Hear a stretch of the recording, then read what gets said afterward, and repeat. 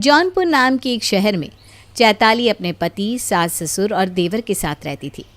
पूरे परिवार में इतना अपनापन था कि लोग उनकी मिसालें दिया करते थे। मानना पड़ेगा मंजू, तेरे घर से एक चूत तक की आवाज़ नहीं आती। कोई नहीं बोलेगा कि तेरे घर पर एक बहू भी है। एक मेरा घर है, दिन रात कलेश, परेशान हो जाती हूँ मैं। तू बड़ी खुश नसीब है मंजू। ये बात तो है बबीता, करण को अपने छोटे भाई की तरह रखती है चैताली। मुझे भी कोई कमी नहीं होने देती। पर बात तो यहीं आकर अटकती है ना मंजू कि अभी वो एक छत्र साम्राज्य में है। तू ठहरी गाय, मुंह में बोली कहाँ है तेरी। कोई लड़ाई हो भी तो कैसे। वो सुषमा कह रही थी कि जिस दिन करण की शादी हो गई ना, तेरा भी घर जंग का मैदान बन जाएगा। तभी ट्रे में समोसे लिए चैताली वहाँ आती है। मैं तो खुद चाहती हूँ आंटी जी कि अब करण की शादी हो जाए। मुझे भी एक सहेली मिल जाएगी और उसे एक जीवन साथी। ऐसी बात है तो मेरी नज़र में है एक लड़की, बहुत ही गुणवान है। प्रिया नाम है उसका। मंजू तू बोले तो बात चलाऊँ मैं। हाँ हाँ बबीता, बात चला। करण की भी तो उम्र हो गई है। उसकी शादी करके अब मैं भी मुक्त होना चाहती हूँ इस जिम्मेदारी से। फिर दोनों बहुएं अपने अपने पति का ख्याल रखें। बबीता का बताया रिश्ता एक बार में ही सभी को पसंद आ जाता है और मंजू स्नेहा को बहू बनाकर अपने घर ले आती है। किसी के बिना कुछ कहे ही स्नेहा खुद ही अपनी पहली रसोई तैयार करके टेबल पर परोस भी देती है। यूँ तो मुझे ज़्यादा खाना बनाना नहीं आता, पर मैंने ये कचौरी और सब्ज़ी बड़े मन से बनाई है, और मीठे में ये हलवा। कुछ गलती हुई हो तो माफ़ कर दीजिएगा। अरे ऐसी कोई बात नहीं है स्नेहा, तुमने अपनी पहली रसोई में इतना कुछ बना दिया, यही बहुत है। वही तो स्नेहा, तेरी जेठानी ने तो पहली रसोई के नाम पर बस नींबू पानी पिलाया था हमें, याद है ना जी? और नींबू पानी में नींबू ही नहीं था, कैसे भूल सकता हूँ मैं। सभी की बात सुनकर चैताली का चेहरा मुरझा जाता है। आज तक मैंने ही सब किया है।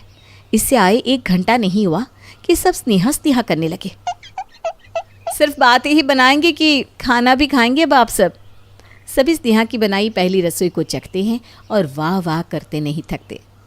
तुम्हारे हाथों में तो जादू है स्नेहा, मज़ा आ गया। गले तक खा लिया मैंने, फिर भी जी करता है और खा लूँ। इसे कहते हैं खाना। सही कहा बेटा, जीती रहे बहू। ये ले 21 सगुन, और ऐसा ही खाना हमें खिलाती रहे। अच्छा माँ, अब हम ऑफिस के लिए निकलते हैं। कल एक बहुत ज़रूरी मीटिंग है, उसकी तैयारी भी करनी है। करण और सुमित ऑफिस चले जाते हैं। स्नेहा अपनी सास के कमरे में जाती है, जहां वो अपनी सास को घुटनों पर तेल लगाते हुए देखती है। ये सब क्या है माँ जी? आप खुद अपने पैरों में तेल लगा रही हैं? दीजिए, मुझे दीजिए, मैं लगाती हूँ। और ये कौन सा तेल है? ये कुछ बड़ी बहू ने ला कर दिया था बेटा।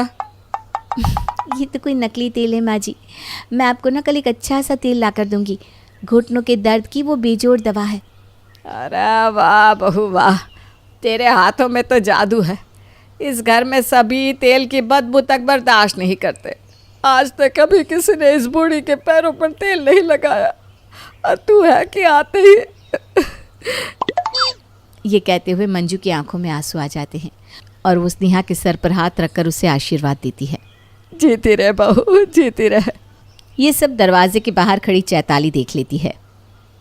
एक मशीन की तरह दिन रात काम किया है सबके लिए, और वाह वाही, ये कल की आई स्नेहा लूट रही है। गुस्से में चैताली सीधा रसोई में चली जाती है और रात के खाने की तैयारी करने लग जाती है। कुछ देर बाद स्नेहा भी रसोई में आती है। ओ गॉड भाभी, आप ये क्या बना रही हैं? नहीं, आज रात के खाने में आलू के पराठे बनाते हैं। नहीं, इस घर में डिनर पर कोई इतना हैवी खाना नहीं खाता। चैताली के साफ मना करने पर भी स्नेहा पराठे ही बनाती है खाने के टेबल पर। आलू के पराठे? हाँ जेठ जी, मैंने बनाए हैं। मैंने कितना मना किया था, पर मेरी सुने कौन। खैर, आप इसे छोड़िए, मैंने पतली पतली रोटियां बनाई हैं, मैं अभी लाती हूँ। रोटियों को सुबह के लिए रख दो तुम, आज तो पराठे ही खाए जाएंगे। और सभी मुंह मोड़ मोड़ कर पराठे खाते हैं। जब मैं पराठे बनाती थी तो कोई छूता भी नहीं था, और आज किसी को दिक्कत नहीं हो रही। कौन सा पानी में सेका गया पराठा कि अब भारी नहीं लग रहा इनको। अब स्वाद स्वाद की बात है। तुम ना बूढ़ी हो गई हो चैताली, स्नेहा से सीखो कैसे बनते हैं पराठे। हाँ भाभी, आपके हाथ का खाना खा खा कर हम बोर हो गए हैं। मैं तो कहता हूँ अब आप किचन से छुट्टी ले लो। अब भाभी खट्टी लगने लगी है ना, दिन रात भाभी ये बना दो वो बना दो करता रहता था। कल तेरी मीटिंग है ना, ये ले मैं तेरे लिए शर्ट लेकर आई हूँ, लाल चटक रंग की। लाल? ओहो भाभी, रेड कुछ ज़्यादा ही डार्क नहीं है? मैं भी करण जी के लिए शर्ट लेकर आई हूँ, पिंक कलर की। अब तो ये बता करण कौन सी शर्ट पहनेगा? भाभी रेड इज़ टू डार्क, मैं स्नेहा की शर्ट ही पहनता हूँ कल। ये कहने की देर थी और चैताली के सब्र का बांध टूट जाता है और उसका दिमाग खराब हो जाता है। बहुत दिन अच्छी बनकर रह गई मैं, अब ये घर जंग का मैदान ना बना तो मैं भी चैताली नहीं। अब हर रोज़ 4 बजे उठने वाली चैताली 8 बजे तक सोई रहती है। स्नेहा चैताली को जगाने आती है। भाभी आप अब तक सोई हैं, नाश्ते की तैयारी नहीं करनी क्या? तबीयत तो ठीक है ना आपकी?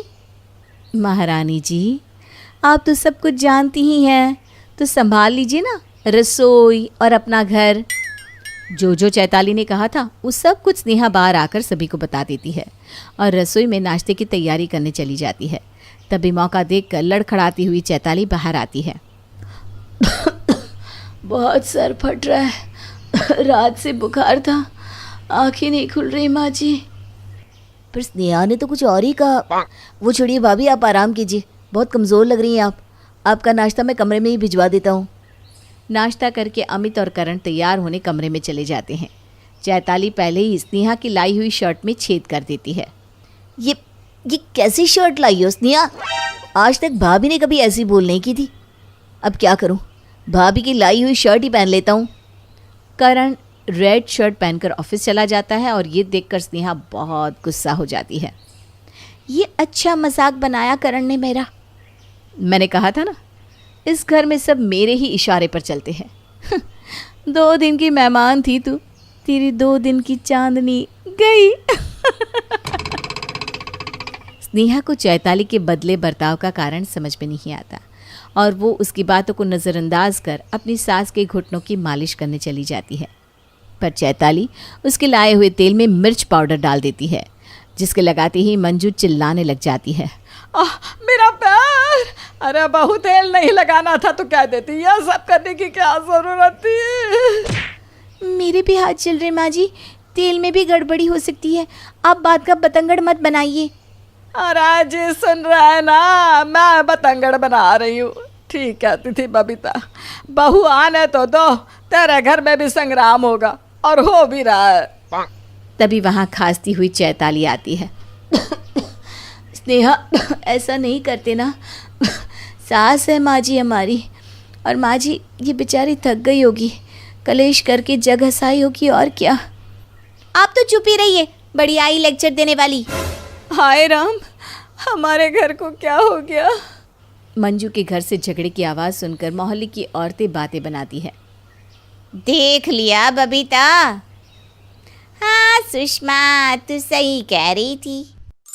तो चलना चलते हैं मजा लेने। ये मंजू बड़ा अपनी बहू को सीता समझती थी, निकली ना सुपर्णखा। मेरा आवाज़ तो नई बहू की आ रही है सुषमा, मुझे तो बहुत बेचैनी हो रही है, कहीं सब मुझ पर ना आ जाए। अरे तुझ पर कैसे आ जाएगा बबीता, तूने थोड़ी ना कलेश करवाया है।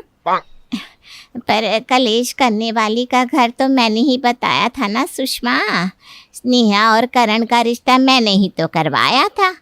तू ना ज्यादा सोच मत, चल देखते हैं आखिर बात क्या है। बबीता और सुषमा मंजू के घर के दरवाजे के बाहर कान लगाकर खड़ी हो जाती हैं। आप तो चुप ही रहिए, बड़ी आई लेक्चर देने वाली। हाय राम, हमारे घर को क्या हो गया है? तू अपनी जिठानी से ऐसे बात करेगी अब स्नेहा? अरे कल की आई लड़की ने तो मुझे नहीं छोड़ा, तो तू किस खेत की मूली है बहू? न जाने मेरे किस्मत में क्या पत्थर पड़े थे जो इस कलेश की दुकान को घर ले आई। आज तक जिस घर से चू तक की आवाज़ बाहर नहीं गई थी, आज उस घर का मजाक बनकर रह गया है। तुझे एक ही घर में 2 बहुएं लानी थी, अब ले मजे। उस जमाने में रोज मेरी भाभी से लड़ती थी तू, तो ये तो आजकल की लड़कियां पीछे तो नहीं रहेंगी। तुम ना मुझे ना सुनाओ, ये नहीं कि इससे समझाए। अरे न जाने क्यों इस तरह का बर्ताव कर रही है स्नेहा। मंजू के घर चल रहे बहस में मौका देखते ही मोहल्ले की औरतें मंजू के घर आ जाती है। बड़ा दूसरों की बातें बनाती थी मंजू, तू बच गए ना बर्तन तेरे भी घर। आप अपना घर देखिए, कहीं आपके घर के बर्तन आपके ही सर पर ना बच जाए आंटी जी। जयताली जो चाहती थी वो उसने कर दिखाया था। उसने स्नेहा की इमेज को खराब करने में कोई कसर नहीं छोड़ी और सभी के सामने स्नेहा एक बुरी बहू साबित हो गई थी। तू कुछ बोले इसके पहले मैं ही तुझसे माफ़ी मांग लेती हूँ मंजू। मुझे नहीं पता था इतनी संस्कारी दिखने वाली स्नेहा ऐसी होगी। अब तो तुझे भगवान ही बचाए मंजू, हम तो चले। चल बबीता चलते हैं। शाम के वक्त जयताली खांसती हुई अपने सास के पास आती है। रात के खाने में क्या बना दूँ माँ जी? ऐसे तो सालों से आप सबका खाना बना रही हूँ, पर जब से स्नेहा आई है आप सबके मुंह का स्वाद बदल गया है ना, इसीलिए सोचा पूछ लूँ। वो स्नेहा तो खुद को कमरे में बंद करके बैठी हुई है, तो अब मजबूरी में आप लोगों को मेरे ही हाथ का खाना खाना पड़ेगा। ऐसी कोई बात नहीं है बहू, खाना तो खाना होता है। अब हमें क्या पता था कि ये स्नेहा एक टाइम खाना खिलाकर 3 टाइम का खाना निकाल लेगी। पर तू इस हालत में कैसे काम करेगी? तुझे आराम करना चाहिए बेटा। नहीं नहीं माँ जी, काम पहले फिर आराम। हाय मेरी बड़ी बहू कितनी कर्मठ है। और मंजू तो इसी में बुराइयां निकाल रही थी, भगवान से तो डर। अरे तुम तो चुप ही रहो जी, जहाँ पलड़ा भारी वहाँ तुम। जयताली पहले की तरफ पूरी आज़ादी से रसोई में काम शुरू कर देती है। मैं हूँ यहाँ की महारानी, स्नेहा मुझसे न उलझना। तभी वहाँ स्नेहा आ जाती है। अब तक तो आपने बस मेरी शराफत देखी है भाभी। शादी से पहले चेस की चैंपियन थी मैं, कभी अपना नेक्स्ट मूव किसी को बताती नहीं थी, पर वार्न कर देती हूँ आपको। अब तैयार रहिएगा भाभी। ये कहकर हंसती हुई स्नेहा रसोई से निकलकर बाहर सोफे पर आकर बैठ जाती है और अपने फ़ोन से ऑनलाइन खाना ऑर्डर कर जयताली के खाना तैयार करने के पहले ही डाइनिंग टेबल पर सजा भी देती है। सभी रात के खाने के लिए टेबल पर बैठते हैं। ये खाना ये कहाँ से आया? मैंने जो बनाया वो बताइए माँ जी। आप सबको ये स्नेहा सुबह से क्या कर रही है? हाँ हाँ बहू बताती हूँ, मुझे तुम दोनों लड़कों से कुछ बात करनी है। इसके पहले कि आप कुछ कहें, मैं आप सबको कुछ बताना चाहती हूँ। कल रात एक बहुत पहुँचे हुए पंडित जी से मेरी बात हुई। उन्होंने बताया कि भाभी के ऊपर एक बहुत बड़ा संकट आने वाला है और उसका उपाय भी बताया है मुझे। पर मुझे ना ये सब झूठ लगा। पर अगली सुबह जैसा आप सब जानते ही हैं, भाभी अचानक से बीमार हो गई और मैं डर गई, इसीलिए मैंने उपाय किया। वाह स्नेहा, कितना प्यार करती हो तुम भाभी से, पर तुमने कैसा उपाय किया? उन्होंने कहा था कि मुझे अभी से 24 घंटे के लिए हर औरत के साथ बदतमीज़ी करनी है और इसी कारण मैंने सुषमा आंटी, आपसे और भाभी के साथ बहुत बुरा व्यवहार किया। और देखिए, ऐसा करते ही भाभी एकदम ठीक भी हो गई ना। अरे राम राम राम, ये बात थी। बहू मुझे माफ़ कर दे, मैंने तुझे बहुत भला बुरा कह दिया। वही मैं सोचूं क्या अचानक गाय से सांड कैसे बन गई तो। वो भी सिंग वाली। अरे पर हुआ क्या था, कोई मुझे बताएगा? वो तुम लोगों को जानने की ज़रूरत नहीं है। आप मैंने जो खाना बनाया है उसका क्या? टेबल पर स्नेहा के हाथों का बना खाना छोड़कर मैं अब तेरे हाथ का खाना तो नहीं खा पाऊंगा। इसे फ्रिज में रख दे, हम कल खा लेंगे। जयताली के सारे किए कराए पर पानी फिर चुका था। जयताली को देखकर स्नेहा आंख मारती है और कहती है, चेस खेलोगी भाभी? अब जिठानी देवरानी की ये लड़ाई 2 तरफा हो चुकी थी।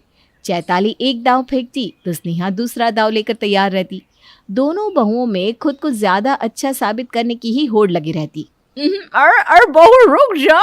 नहीं माँ जी, बस एक और कोर। और फिर मेरा भी एक कोर माँ जी। कितना खाना खिलाओगे बहू? आजकल तुम दोनों को मुझ पर ज़्यादा ही प्यार आने लगा है। अभी तो कुछ किया ही नहीं है माँ जी, फिर आपके पैर भी तो दबाने हैं। जयताली जैसे ही मंजू के पैर दबाने जाती है, मंजू का दूसरा पैर स्नेहा दबाने लगती है। रोज़ तो मैं ही आपके पैर दबाती थी ना माँ जी, तो मैं ही आपके पैर दबाऊंगी। अरे अब फिर तुम दोनों लड़ने मत लगना। ऐसे भी मेरा खाना खाइए कर करके तो नाक तक खाना खिला दिया है तुम दोनों ने।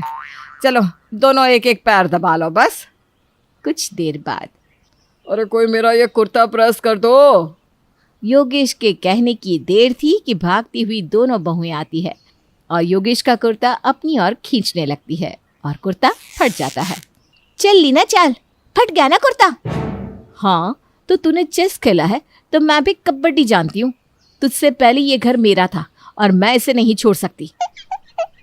झगड़े में दोनों बहुएं सारी बातें उगल देती है और सभी सब कुछ समझ जाते हैं। ये सब क्या है स्नेहा?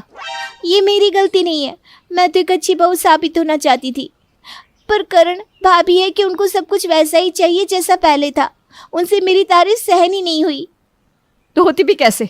बेटे की तरह जिस देवर को रखा था, बीवी के आते ही वो मुझे पूछता तक नहीं था। दिन रात सभी की सेवा की, पर अब मेरे हाथ का खाना बेस्वाद हो गया था।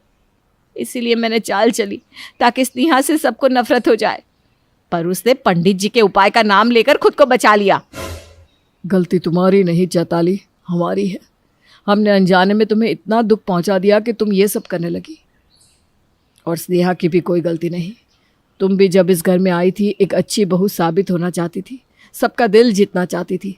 स्नेहा ने भी वही कोशिश की, पर तुम्हारी जगह कोई नहीं छीन सकता चैताली। यहाँ लोगों के घर में एक अच्छी बहू नहीं होती और हमारी यहाँ दो दो हैं।